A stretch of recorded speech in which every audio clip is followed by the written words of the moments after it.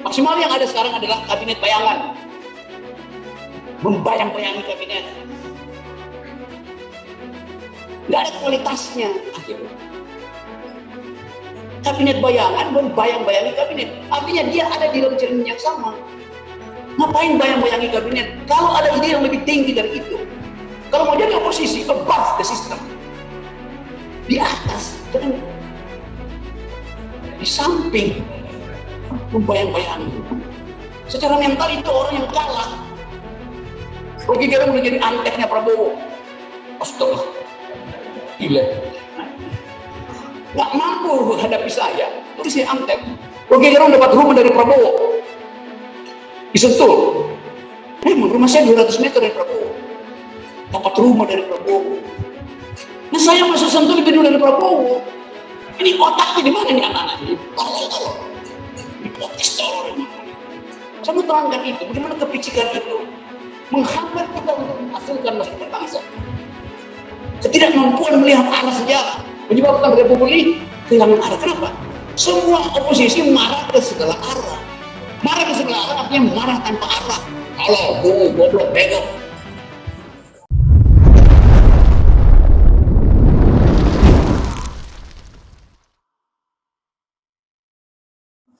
Ini bukan soal lama baru, soal arah yang dipilih apa.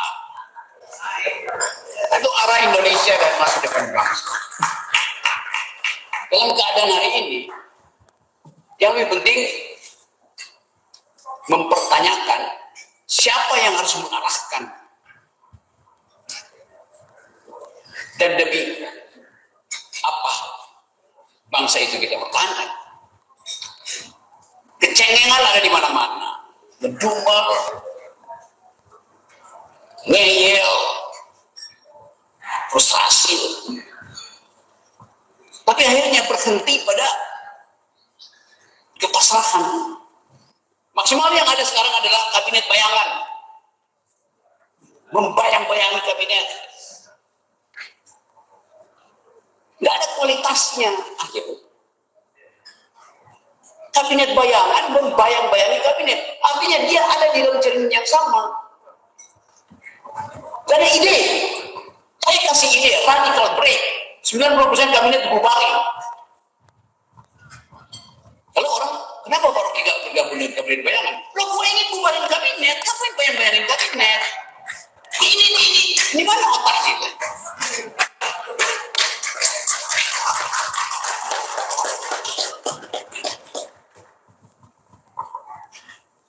Kalau kabinet bayangan mendeklarasikan sebagai antitesis dari kabinet beneran, maka dia mesti lakukan kontra paradigma dengan kabinet Prabowo. Prabowo klaim dia sosialis, kabinet bayangan mesti klaim dia kapitalis. Itu banyak kontradiksi. Tapi nggak berani declare. Jadi bagaimana dialektika itu diarahkan? Kalau ketanggungan ada di mana, tanggung itu. Tadi saya turun dari pesawat di Halim, saya hitung 22 private jet parkir di situ. Biasanya 4-5 jam. Ada bayangan kontradiksinya. Di situ ada 22 private jet, artinya siap-siap buat kabur.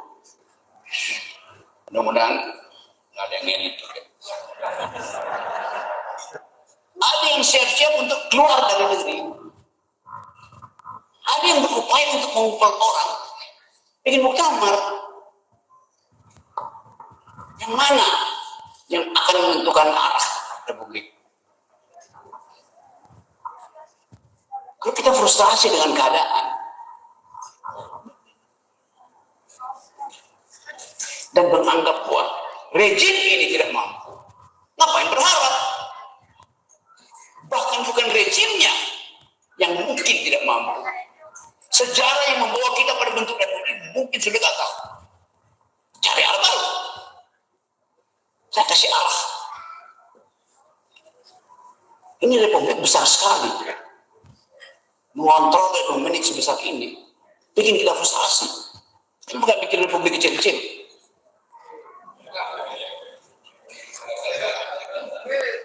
Kenapa nggak berani bicara secara akademis potensi Indonesia menjadi negara federal? Takut bicara. Ngapain bayang-bayangi kabinet? Kalau ada ide yang lebih tinggi dari itu, kalau mau jadi oposisi, above the system, di atas, jangan di samping, membayang-bayangi. Secara mental itu orang yang kalah. Akibatnya apa? Politik jadi sekedar bayang-bayang doang. Kita coba asuh pikiran bangsa ini dengan ketat, supaya ada ide yang dipertegakkan. MBG, koperasi, bolak-balik di situ. MBG koperasi itu perintah konstitusi. Di mana Pak Toki ada kata koperasi dan MBG di konstitusi? Astaga bodohnya. Paradigmanya di situ, sosialistis, kerakyatan. Memang nggak ada tulisan di konstitusi.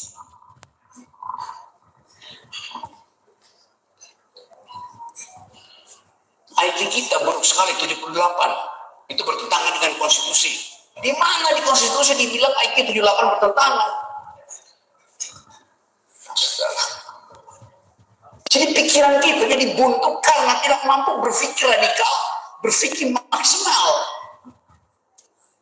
Emang nggak di konstitusi, tapi turunan dari dari perintah jelaskan kehidupan bangsa. IQ-nya dinaikin. Pakai apa? Ya pakai APBN. APBN dipakai buat MBG. Nggak boleh, kata Mahkamah Konstitusi nggak boleh. Mahkamah Konstitusi juga nunggu. MBG itu memberi nutrisi pada otak. Itu perintah konstitusi. Cerdaskan kehidupan bangsa, beri nutrisi pada otak. Tapi tafsir itu berhenti sekedar dengan teks undang-undang. Undang-undang bilang harus dipisahkan. Konteksnya apa? MBG harus dipisahkan dari pendidikan karena uang pendidikan untuk bikin cerdas bangsa. Uang MBG tidak bikin cerdas bangsa, bikin dulu bangsa. Adakah yang riset itu?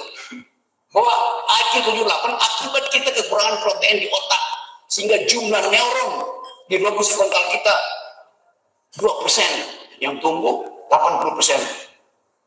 Hangus di rahim ini. Muktamar dimaksudkan untuk cari terobosan radikal. Maksimalkan argumentasi. Bukan kecengengan. Kecengengan di podcast. Rocky Gerung menjadi anteknya Prabowo. Astaga.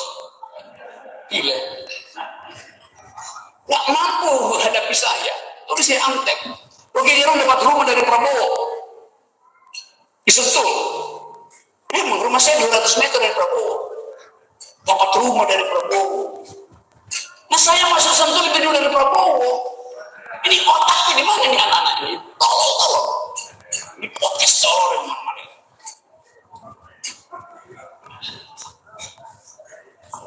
Rocky Gerung dibeli karena dia nggak punya uang. Oh saya penganggur. Orang nganggur nggak punya kerjaan pasti nggak punya uang. Penganggur itu bukan nggak punya uang, nggak punya pekerjaan.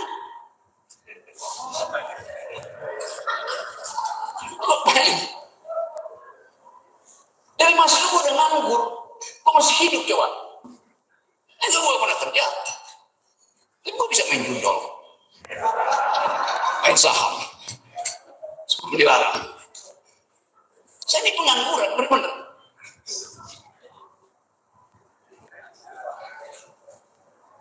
Jadi kepicikan itu datang ke situ. Rocky Gerung pakai mobil double cabin, itu dapat dari oligarki. Lah gua dari SMA udah bawa mobil. Jadi apa masalahnya itu? Yang mesti ditagih menteri-menteri komisaris yang baru punya mobil. Gua punya mobil baru, lu bukan punya mobil baru, lu baru punya mobil. Tadinya kere. Kan gila nih orang.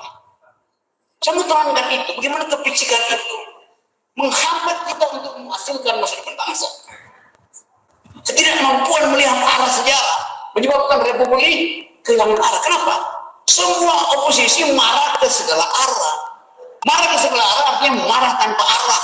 Kalau goblok, bego. Kan itu jadi.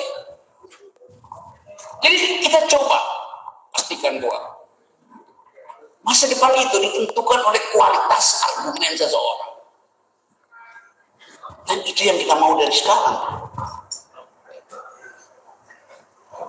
Arah Indonesia. Ini aja. Arah Indonesia sosialis atau kapitalis. Hanya itu. Dua ideologi di dunia.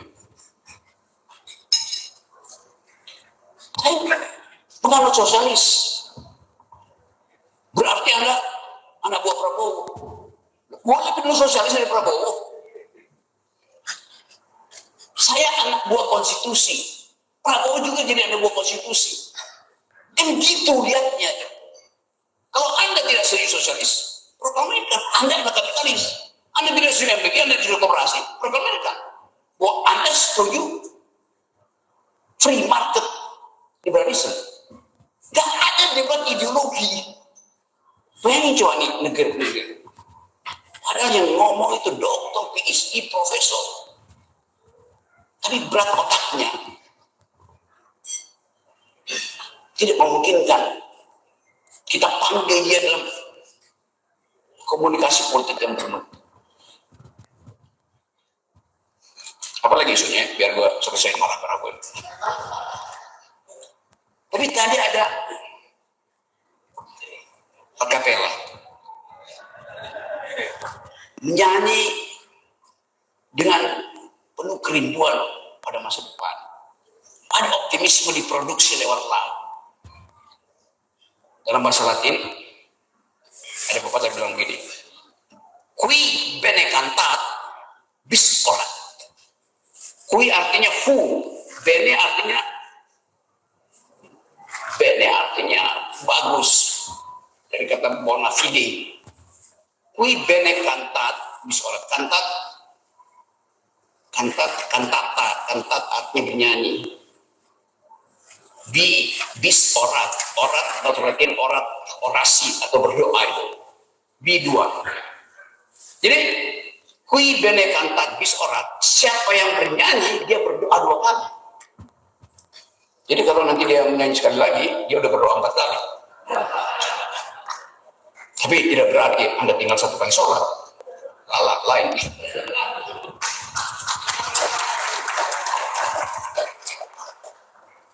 Coba kita teruskan. Ada kegelisahan di mana-mana tentang Agustus. Paket di bawah. Paket tinggi-tinggi. Ayo orang membuat konklusi bahwa akan terjadi kerusuhan. Kenapa? Karena harga makanan naik, ada inflasi, Hormuz belum bisa dibuka,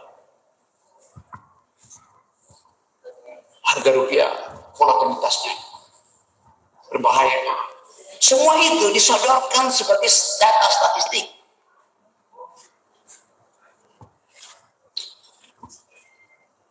Bangkrutkah negeri ini? Tergantung.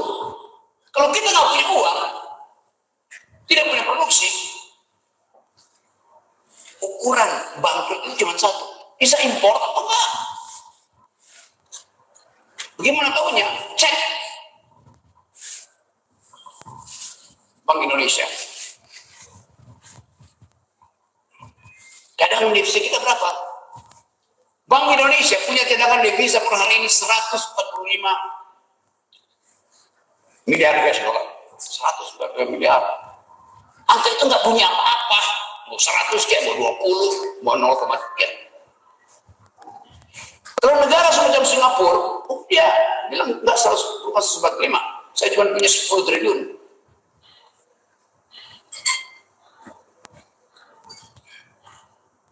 Negara seperti Vanuatu bilang saya punya 2.000 triliun. Angka itu nggak bicara apa-apa. Yang harus dihitung kemampuan mengimpor dengan nilai segitu untuk memberi makan 100 juta orang, 20 juta orang. Jadi kalau 142 miliar itu masih mampu untuk mengimpor bahan pangan terutama kalau terjadi krisis selama 6 bulan, aman Republik. Karena aturan ekonomi mengatakan kalau sebuah negara cadangan devisanya hanya tinggal mampu mengimpor bahan makanan terutama dalam 3 bulan, itu artinya bakal gagal. Kita 6 bulan. Ya, tapi kan uang siapa itu? Jadi mulai dengan tapi kan artinya gagal berargumentasi, cari alasan ngeyel. Ya, MBG harus dibatalkan. Kenapa? Banyak anak keracunan.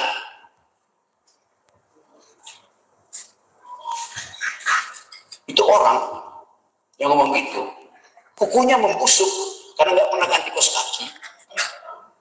Lalu jempolnya diamputasi, kental, ya kukunya dicabut. Jadi logik tidak ada, itu masalahnya itu. Saya nggak ada urusan dengan kekuasaan. Saya hanya mau periksa logika berpikir dari kalangan akademisi, kalangan intelektual. Kalau kalangan politis nggak perlu kan dia punya logika. Tapi begitu mulai perdebatan, yang terjadi adalah memanipulasi argumen, name dropping. Jadi teman-teman, kita mau coba lihat keadaan ini. Apa yang menyebabkan bangsa ini akhirnya kelabakan menghadapi tekanan internasional? Karena nggak mampu berpikir. Apa yang menyebabkan bangsa ini dihina sebagai bangsa dengan korupsi tertinggi, bangsa dengan kebutuhan dasar yang tak bisa dipenuhi, bangsa dengan IQ terendah? Karena setiap masalah kita tanya pada artificial intelligence. Semakin kita bertanya, artificial intelligence ini, oh ini ada satu wilayah di Khatulistiwa yang letaknya 6 derajat bintang utara, 11 derajat bintang selatan, 135 derajat bujur timur, 95 derajat bujur barat. Itu tempat kedunguan diproduksi tiap hari. Karena pertanyaan dari situ bodoh semua tuh. AI nggak mau bilang itu Indonesia, dia cuma kasih aja parameter geografinya. Kalau dia bilang Indonesia, kita semua malu. Tapi kita tahu yang dia maksud adalah negara yang arahnya sedang kita cari dan masa depan bangsanya sedang kita impikan. Saya balik pada suasana hari ini. Ada muktamar dan memilih dengan tegas temanya. Arah Indonesia dan masa depan bangsa yang harusnya dibicarakan di MPR, yang seharusnya dipidatokan Presiden besok tanggal 14. Anda mendahului kemampuan berpikir bangsa ini.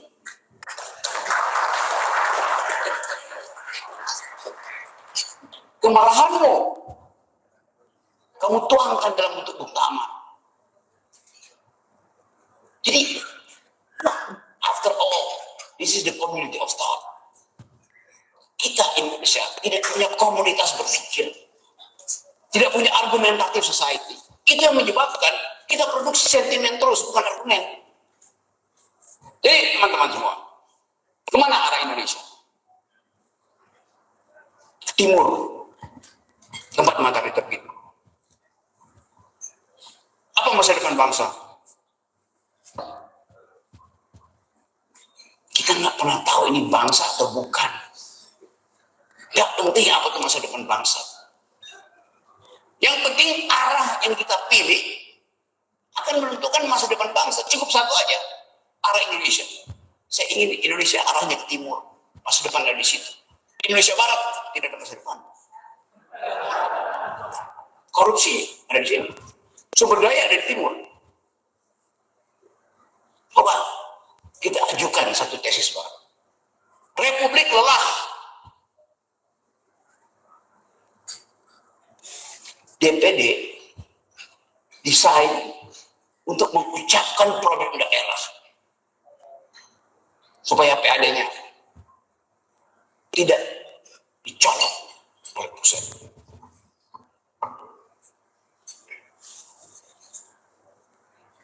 Tapi fasilitas yang disediakan oleh konstitusi untuk mengasuh problem daerah ini tidak bisa dimaksimalkan untuk menghasilkan regulasi. DPD itu anak tiri, kos-kosan lagi. Padahal DPD ini menguasai sumber daya kita yang diterangkan tadi oleh Pak Fuad Bawasir. Tapi akses dia ke situ harus melalui Jawa Barat, harus melalui DKI, harus melalui Jawa Tengah, Jawa Timur. Anda bayangkan?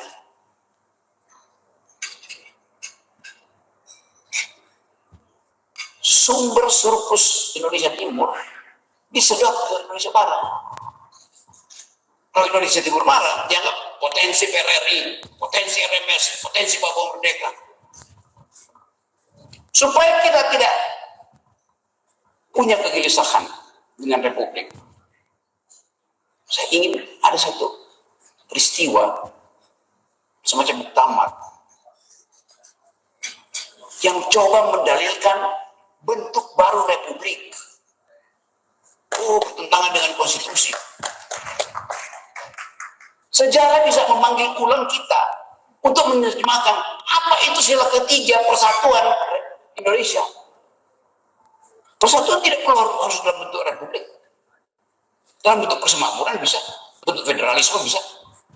Tapi itu mengubah undang-undang. Kalau undang-undang dasar sendiri bilang saya bisa diubah dengan ketentuan-ketentuan yang memang berat. Tapi potensi ada.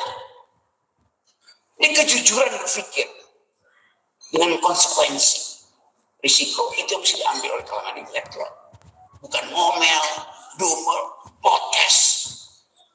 Bukan itu cara berpikir yang diwariskan oleh founding parents kita.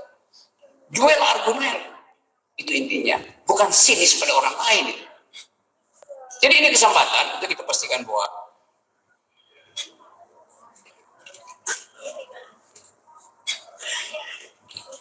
kendati keadaan masih tampak silau,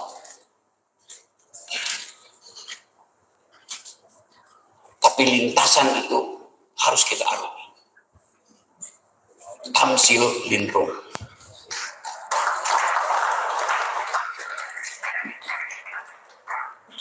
Tamsil Lindrung. Kendati masih tampak silau, tapi lintasan harus kita arungi. Tamsil Lindrung. Terima kasih.